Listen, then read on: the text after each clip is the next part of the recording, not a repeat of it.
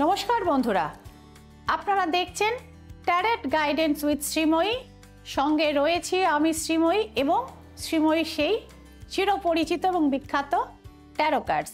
বন্ধুরা, অনেক ক্ষেত্রেই আমরা দেখি যে আপনার ছেলে মেয়ে ভালো পড়াশুনো করছে, কিন্তু সারা বছর বেচারারা ভালো প্রচুর পরিশ্রম করে, কিন্তু পরীক্ষার সময় কোনো অজ্ঞাত কারণে স্কোরটা যেন ঠিক কিছুতেই মনের মতো হয় না, বা সে যেটা ডিজার্ভ করে সেটা কিছুতেই আসছে না। কিংবা আপনার ছেলে মেয়ে যথেষ্ট উপযুক্ত, মেয়ে সুন্দরী শিক্ষিতা, ভালো জব করে, ছেলেও তার ক্যারিয়ারে যথেষ্ট সফল, কিন্তু বিয়ে নামক ঘটনাটি আপনার ফ্যামিলিতে কিছুতেই ঘটছে না। রোগ বালাই লেগেই আছে, অথচ যখন ডাক্তারের কাছে যাচ্ছেন বিল তো বাড়ছে, কিন্তু তেমন কিন্তু কিছু পাওয়া যাচ্ছে না যেটা থেকে মনে হয় যে এরকম সিরিয়াস একটা অবস্থা, সেই কারণে অর্থ জলের মতো ব্যয় হচ্ছে। অর্থাৎ রিপোর্টসেও তেমন কিছু গুরুত্বপূর্ণ কিছু পাওয়া যায়, অথচ অর্থ ব্যয় এবং ভোগান্তি দুই হয়ে যাচ্ছে। আজ এটা লেগে থাকে তো কাল সেটা। তো এই সমস্ত প্রবলেম যদি আপনার বাড়িতে হতে থাকে, তাহলে সেক্ষেত্রে অবশ্যম্ভাবীভাবেই আমাদের যেটা মনে হয় যে বাড়ির বাস্তুতে কোনো গন্ডগোল নেই তো, আমার বাস্তুর সবকটা কর্নার কি ঠিকঠাক আছে, বা আমি যখন বাড়িটা বা এই ফ্ল্যাটটা যখন বুকিং করেছিলাম তখন তো মোটামুটি নর্থ ইস্ট, সাউথ ওয়েস্ট, মানে যেগুলো থাকা উচিত, নর্থ ইস্টে ঠাকুরঘর, সাউথ ওয়েস্টে মাস্টার বেডরুম ইত্যাদি প্রভৃতি দেখেই করেছিলাম। জলের ট্যাঙ্ক যেগুলো থাকে ফ্ল্যাটে, তো ওভারের ট্যাঙ্ক, আন্ডারগ্রাউন্ড ট্যাঙ্ক, মোটামুটি সব কিছুই তো ঠিকঠাক জায়গাতে দেখে নিয়েছিলাম। কিন্তু তাহলে এই ফ্ল্যাটটাতে আসার পর থেকে আমার রোজগারে ভাঁটা পড়ছে কেন?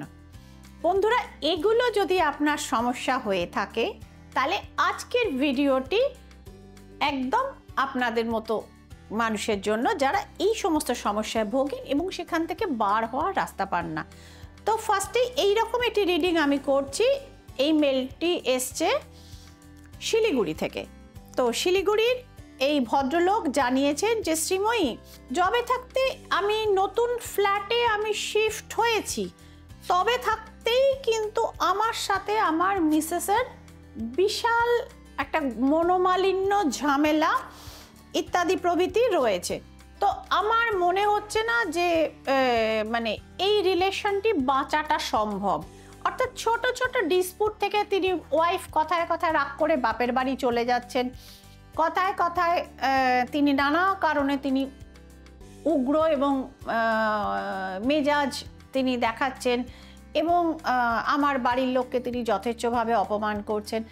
এই সমস্ত ব্যাপারগুলোতে দেখে আমার মনে হচ্ছে, এবং অনেকেই আমি কয়েক জায়গায় দেখিয়েছিলাম, সেখানে আমাকে বলছে মঙ্গলের বছর, এ তো হতেই পারে, ডিভোর্স হওয়ার আশ্চর্য কিছু না। তা আপনি আমাকে জানান যে এই রকম ব্যাপারটি কেন হচ্ছে, এবং আদৌ কি এই রিলেশনশিপটি বাঁচবার আশা আছে, মানে আমি কি ফিউচারে এই সংসারটি কন্টিনিউ করতে পারবো। তো ফার্স্ট অফ অল আমি আপনাকে বলে জানাচ্ছি যে আপনার বাড়ির বাস্তু, এখানে ডেভিল ইজ হিয়ার। আপনি যখন বাড়িটা মানে ফ্ল্যাটটা কিনেছিলেন, তখন আপনি আপনার যে ফ্লোরটা, অর্থাৎ আপনি সেকেন্ড ফ্লোরে থাকেন আমাকে জানিয়েছেন, তো সেকেন্ড ফ্লোরটি হিসেবেও দেখে নিয়েছেন নর্থ ইস্টও ঠিক আছে, সাউথ ওয়েস্টও ঠিকঠাক আছে, যেরকম বাস্তুসম্মত হওয়া উচিত সব ঠিক আছে। কিন্তু দাদা, আপনি কি এই কোন জমির ওপর ভরাট করে ফ্ল্যাটটি তৈরি হয়েছে সেটা কি আপনি জানেন?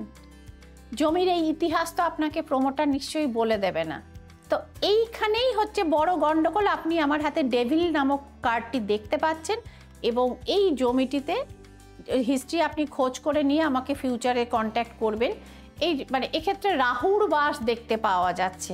তো সুতরাং কোনো বা এই ল্যান্ডটি একটু ডিসপুটেড ল্যান্ড ছিল, প্রমোটার হয়তো স্বল্প মূল্যে কিনে ডিস্ট্রিবিউট করে সেখানে ফ্ল্যাট তুলেছেন, এবং আপনারা যারা বাইরে থেকে এসছেন শিলিগুড়ি শহরটিতে কাজের জায়গা এবং মনে করে, তো সেখান থেকে কিন্তু এই গন্ডগোলের সূত্রপাত। এবং আপনি এটাও আমাকে জানিয়েছেন যে এই কমপ্লেক্সের কাউকে কিন্তু খুব একটা সুখী বলে কিন্তু আমার ইদানিং মনে হয় না। এটা কি আমার শুধু মনের ভুল, এটা আপনি জানাবেন। এবং আরেকটি জিনিসও বলছি, ওই আপনার ওই কোশ্চেনটিতে পরে আসছি, যে বিয়ে কিন্তু ব্রেক করবার জায়গাতে আছে, টাওয়ার কার্ড ইজ হিয়ার। এবং সেক্ষেত্রেও একটা জিনিসই বলবো যে বাস্তুটা শোধন খুব জরুরি, আদারওয়াইজ কিন্তু সত্যি সত্যি মানে এই রিলেশনশিপ বাঁচবার আশা খুব কম, 20% মাত্র, মানে অর্থাৎ বিলো অ্যাভারেজ, পাস করবার জায়গাটা হচ্ছে না। যদি না এটার বাস্তু সংশোধন করা যায় এবং একই সাথে রিলেশনশিপ রিকভারি যদি করতে পারা যায়, তবেই এক্ষেত্রে কিন্তু আপনি জানিয়েছেন যে আমার ওয়াইফ অসম্ভব উগ্র এবং দিনে দিনে তিনি অসহিষ্ণু হয়ে উঠছেন।